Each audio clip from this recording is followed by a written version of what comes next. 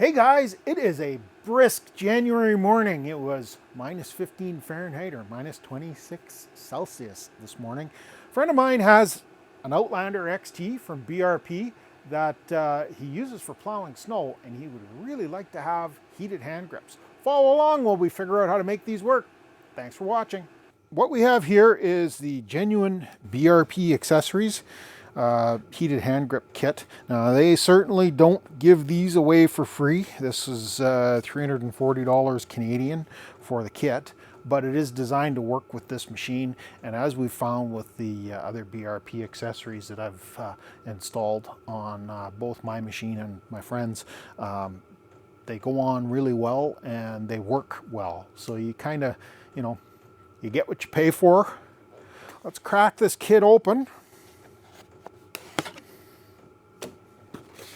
We've got the basic kit here. Some wiring, grips, the obligatory Can-Am sticker, some hardware, the heated throttle, and convince it to come out of here, the controller. BRP provides instructions for their accessory kits at I believe it's instructions.brp.com. I'll try and find a link and include it in the description. The instructions, the pictures are not really great when you're looking at them printed off, but generally speaking, they take you through step by step. Just takes a little bit of careful reading because oftentimes they include 3 or 4 different machines in the same set of instructions, and you do have to do a little bit of reading.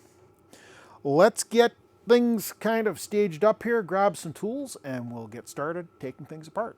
Step number 1 for this installation is to take this plastic handguard off, and there's 2 little tiny bolts on each side that hold clamps around the handlebar.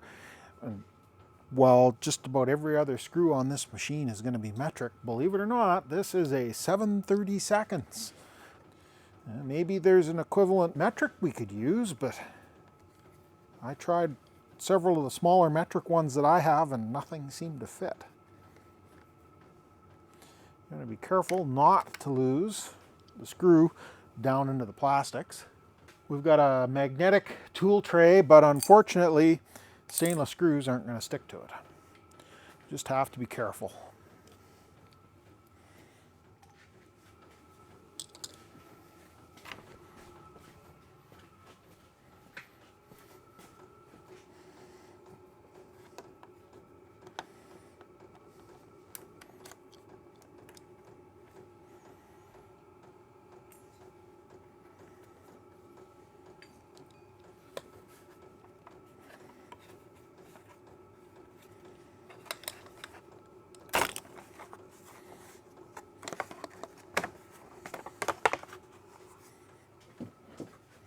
And here's where our mounting brackets attach around the handlebar. So this is where things start to get a little bit, well, I won't say confusing, but you got to proceed carefully because the instructions show one model. This is a different model. The instructions kind of work for both versions, but the pictures for this really only show the one. We've got to remove the seat, which is very easy to do. Now it shows removing plastics.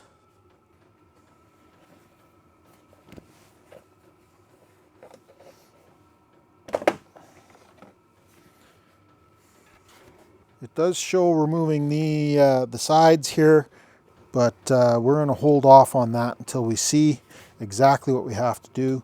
Looks to me like there might be some tie wrap channels here to get to the battery.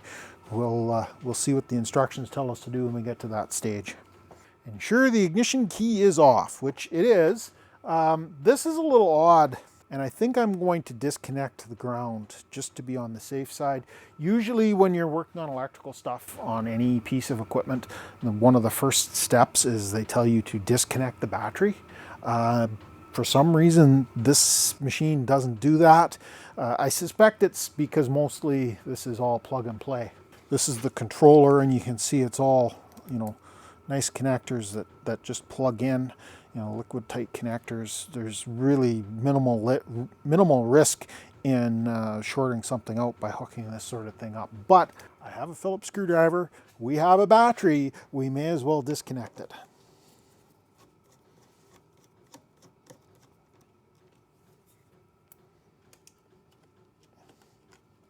Besides, it gives us the opportunity to get some of these leaves and things out of here. Now it's time to remove the old non-heated handle grips, and we've got Phillips screws in the ends.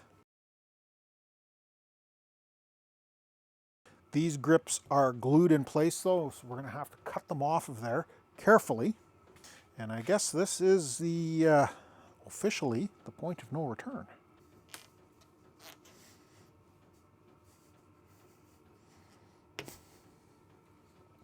A little bit of adhesive in there. There was a washer that stayed in the end of this and it's dropped on the floor. We'll have to retrieve it before we do our reassembly. This end came out very easily. And you can see there's a tapered nut goes on the inside of here, and that's what retains this into the handlebar. And this one stayed in the handlebar.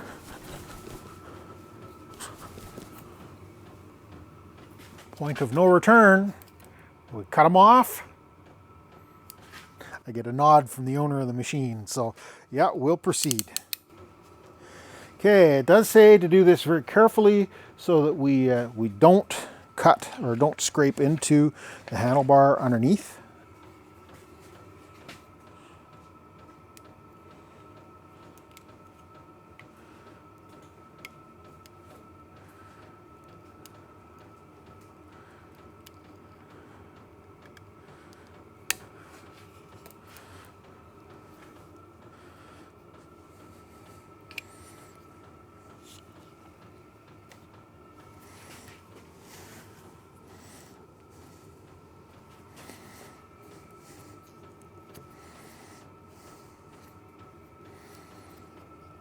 I don't know what kind of adhesive they use, but it certainly takes a good bite.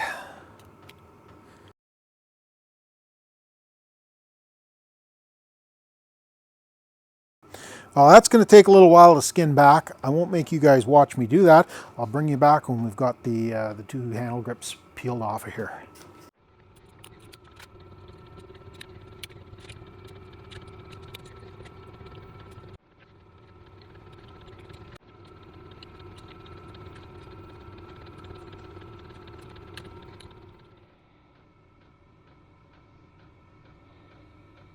We've got the old grips off. That was a little bit of an undertaking. Glue definitely does a good job of holding. Saw a little bit of B-roll there of us filleting those grips off of there. They did come though, and scrape the residue off with the knife, go at it with a little bit of Scotch-Brite in, give it a quick wipe with some brake cleaner, and we've got it basically down to the bare handle grip. This is the new grip that goes on there. There's a clamping screw. You have to back that off just a little bit. It's already got some Loctite on it. Hard to see here, but there's a shoulder kind of catching my fingernail on it here, and that has to go against the outer edge of the handlebar. When we're done, this little nub for the wiring has to stay. I don't know the reason for this, but the instructions very specifically say that it has to stay below the seam on the brake control, you know, the engine controls here. So we've got to keep it down. And both of these hand grips are identical. There's not a left and a right. So one of them is going to have the screw facing up and one of them is going to have the screw facing down. That's just the nature of the beast. So we've backed this off already. I'm using Torx, but it looks like it's an Allen key rather than Torx, but just to loosen things off, the Torx works fine. Make sure we don't catch the wire. And now we slide it on. We can use a little bit of rotational, and it does very specifically say that if it gets too hard to put on, take it back off and redo the cleaning. We're on as far as we can go, and we're still down, but this shoulder is not quite against the end of the handlebar. So we're going to have to back off the control unit here just a little bit with the screws underneath and allow it to slide in so that we can get that last, we'll say, 1/4 inch of movement on the grip. Let me do the other side. We'll see where we're at there, and I'll bring you back when we're done. We've got the both grips pushed on as far as they'll go. They're up against the controls, both the throttle and the engine headlight control. And the instructions say to back those off just a little bit. So I'm using a hex key here just to gain that extra little bit. And now we can push so that we are seated all the way against the end of the handlebar. Snug this back up.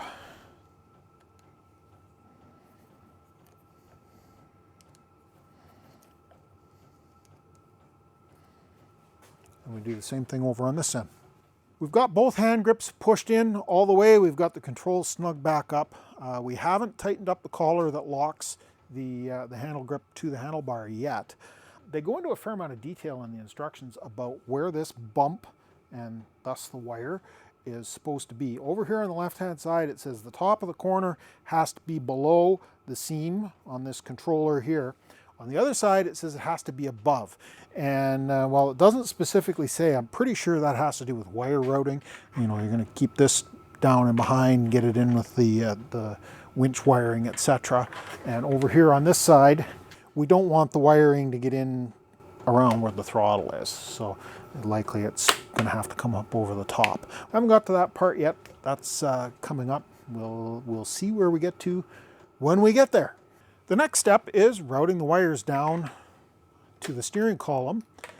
And it doesn't really go into a whole lot of detail about how to do that. Obviously, we don't want the wires getting hung up on anything. So we will tie wrap them in out of the way.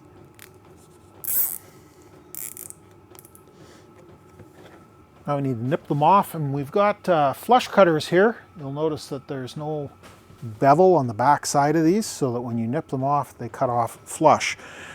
Even the factory leaves a nub here, and while this has a plastic cover that goes over it, so you're not likely to catch your hand on it. Just a workmanship thing, I really prefer to do a flush cut so that you're not leaving a sharp edge. Especially in cold weather, that thing gets hard and tends to be a little hard on the fingers when you rub against it. That's got this side tied in nice with the rest of the wires. We'll throw a couple more on the other side. And as I just mentioned, we don't want to get tangled up in the throttle.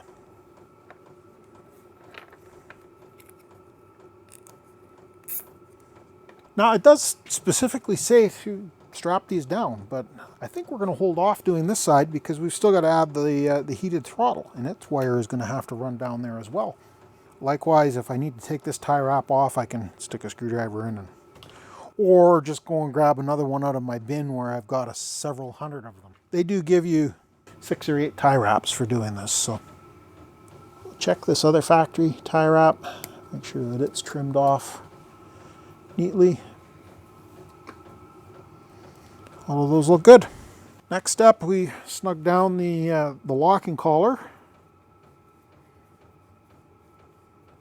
This comes with Loctite on it already, and we don't want to overdo the torque because we don't want to strip these out. We do want them to hold on to the handlebar good and solid, so when you're riding in rough terrain, you're not getting thrown off the handlebars. They do give you torque specs in the installation instructions.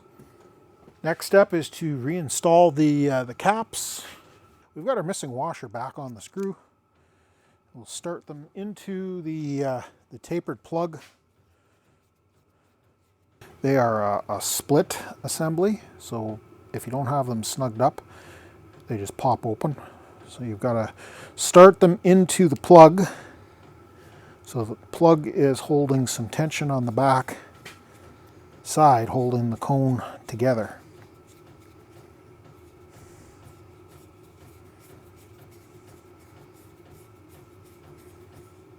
But we don't want to go too far and start expanding this piece so that it gets too large to fit in the end of the handlebar. I find flush is probably pretty good.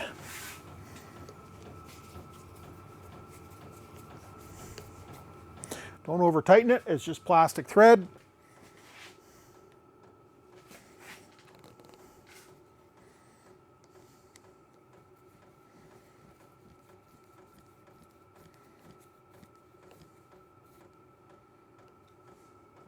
And that puts our end caps in.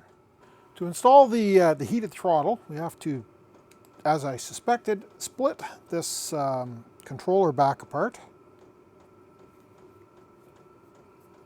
There's 3 capsock screws on the bottom side.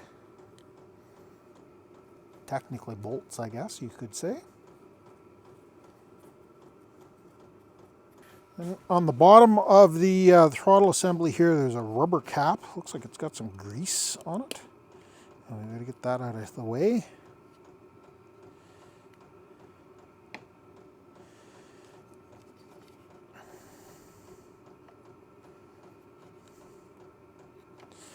And we take that screw out.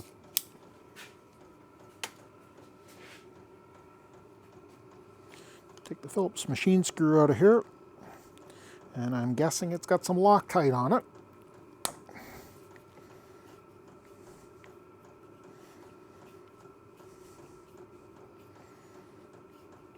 I believe it says in the instructions that you're supposed to get rid of the screw, and that's likely because the new one will also have Loctite applied to it.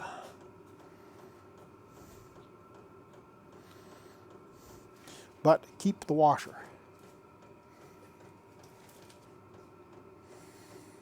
There's our throttle assembly, and that's the new screw with Loctite pre-applied. Here's our old one, here's our new one. We've got this washer that goes on the bottom side. Make sure we haven't got anything else. It looks like it should work.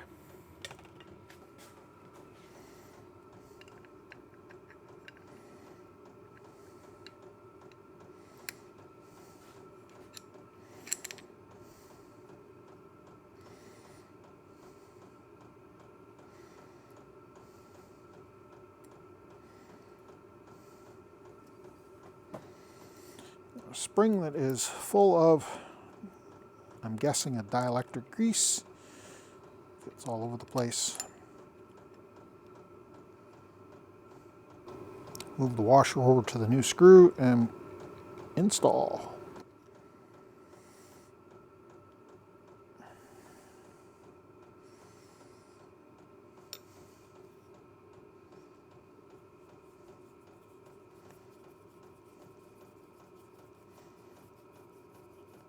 And we want to be careful not to get the grease all over the Loctite. Now, we don't have any throttle return spring yet.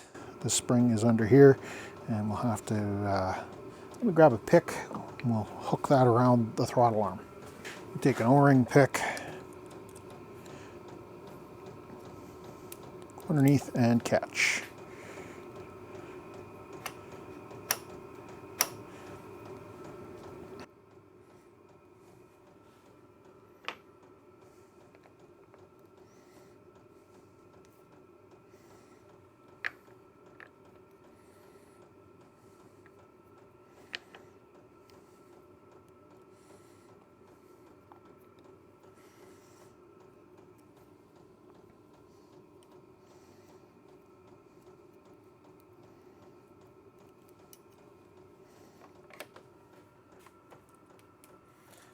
The cable will get routed down to the steering column, just like the hand grip. As I suspected, we're going to have to join the heated thumb grip and the heated hand grip wire together. So we'll take this tie wrap, get rid of that, and I'll put some fresh ones on here.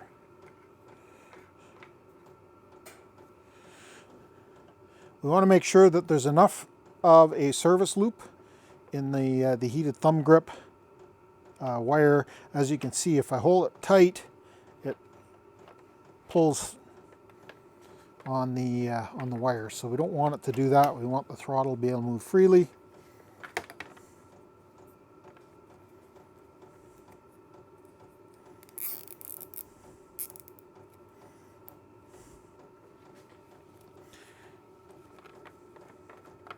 And we guide the wiring down to the steering column.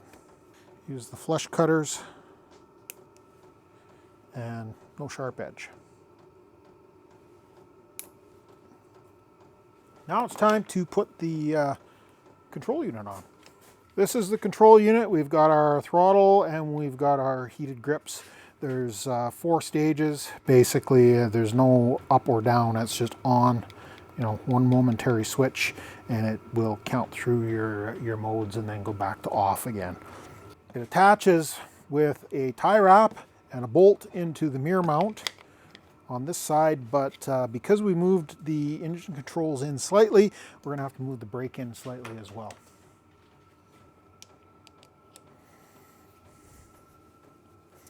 And we need a ratchet on that.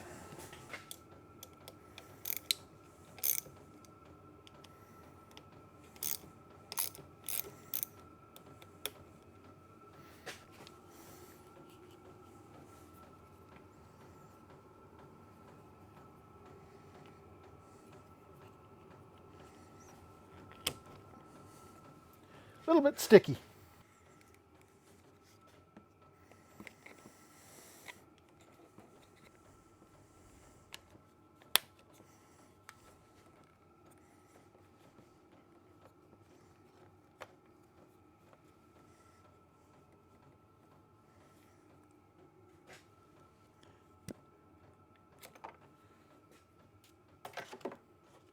Hold it out so that it's nice and snug.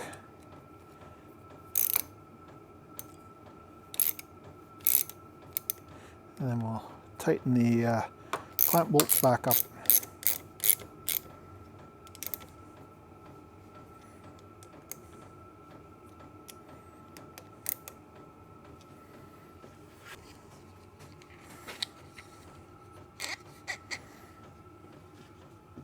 There are a couple of different model installation techniques here that you've got to be aware of, and this one is the standard. Just requires using the tie wrap or the zip tie here. It says not to snug it up yet, just to start it on there. Of course, we've got to feed it in around the brake master cylinder.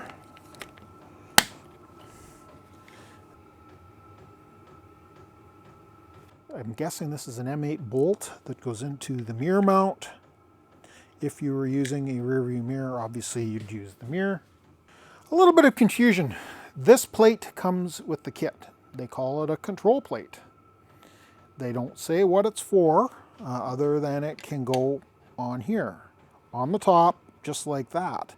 But this is a nice finished piece.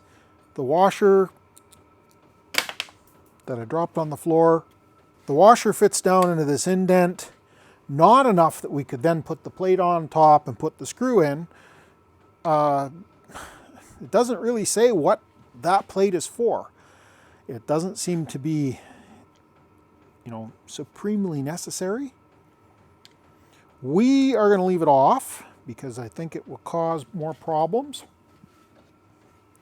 But leave a comment down below if you've got any idea what the purpose of that plate is, by all means.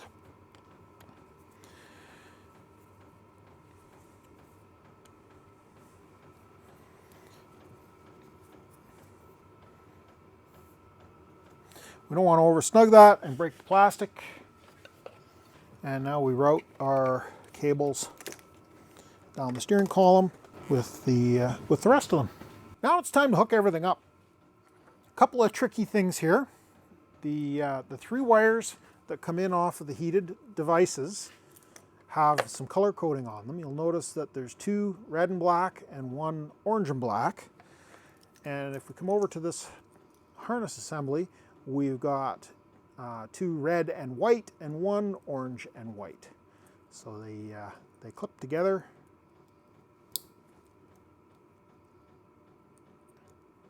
If you mix these up, they'll probably work, but you'll get confusion between your heated throttle and your heated hand grip. So you'll have, you know, one hand grip and the throttle working instead of having both coming on at once.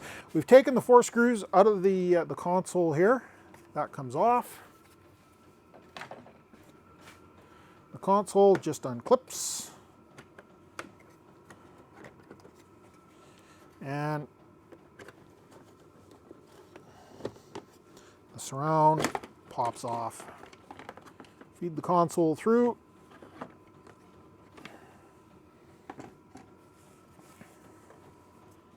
You can set that off to the side.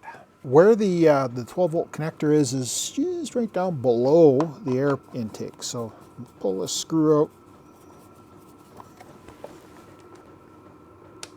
Careful that it doesn't go tumbling, because if it gets down in there, who knows if you'll find it. Now we can bend the air intake. It's flexible. Back out of the way. And put a little bit of light on this. Right here in the middle, there's a plug. I don't know how well it shows up, but this is a cap that's just retaining it, and this is your 12-volt accessory plug. So that is our 12 volts that we're going to use to power the system. We have to feed our assembly down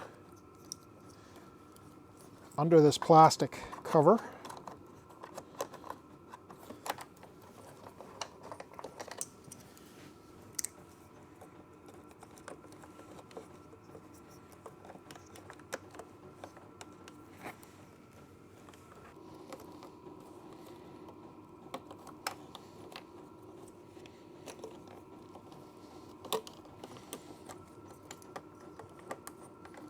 So that it comes out underneath the support. Pull the air hose, or pull the air intake back out of the way. The lighting is terrible here, but what we need to do is plug this into our 12-volt supply. Ideally, I think we want it underneath all the vent tubes.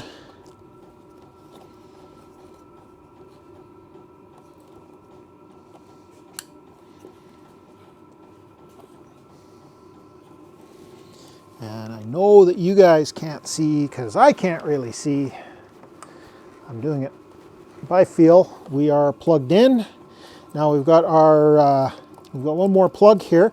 And this basically is an extension. If we had more 12-volt accessories that we were adding, they would plug into this. So now we take and plug it into the protective cap that the original harness was plugged into.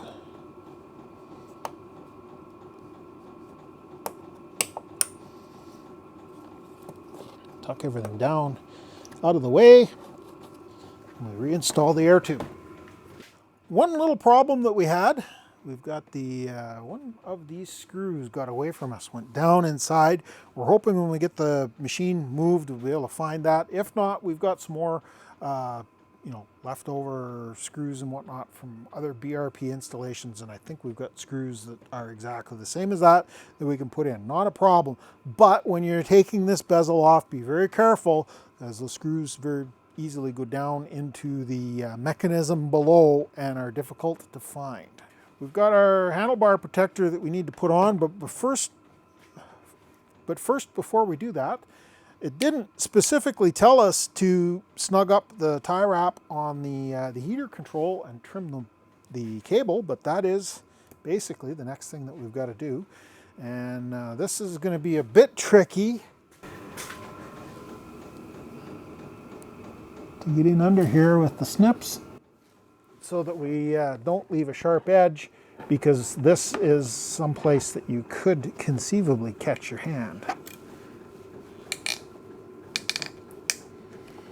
That left a little edge that we've got to get off of there. Need a little more light.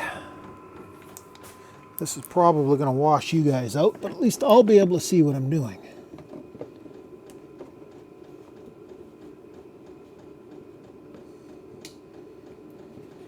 There we go. Nice flush end. Okay.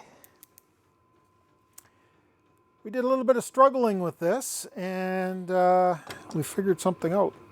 I don't know how well this shows up for you guys without washing it out. And you can see there's a marked line here that has to be trimmed to clear all of the adjustments that we've made to the controls. Let me grab a good utility knife and we'll see if we can zip that off of there.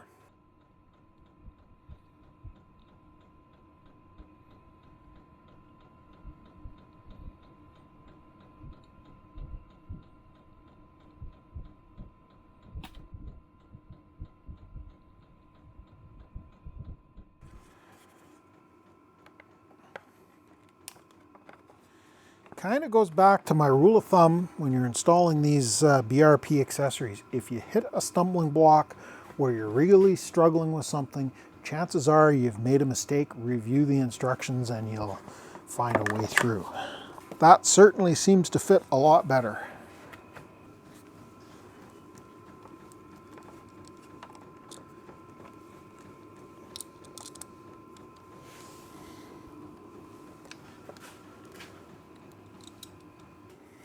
Now that we've got our handlebar protector bolted back in place, we put the throttle back on. It says to put just a slight down angle on the throttle.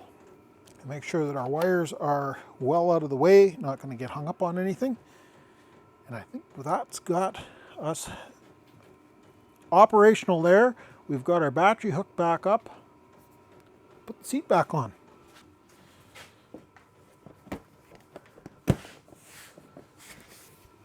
Now for the test. Turn the ignition on. Bump the start button just so that everything powers up. And we'll start off with the heated hand grip. There we are. One press. And we just keep pressing, brings it up to full heat. And likewise for the heated thumb. Now these are not going to get smoking hot immediately, but I can feel that they are starting to warm up. It's not real warm here in the garage today, and absolutely those hand grips are above ambient temperature. We'll give them a few minutes and I'll put an IR thermometer on them and we'll see what we're getting for temperature. So we're showing 10.9 Celsius right in the middle of the dash pad there. And we're showing 32 Celsius on the hand grip. 40, 41 on the thumb.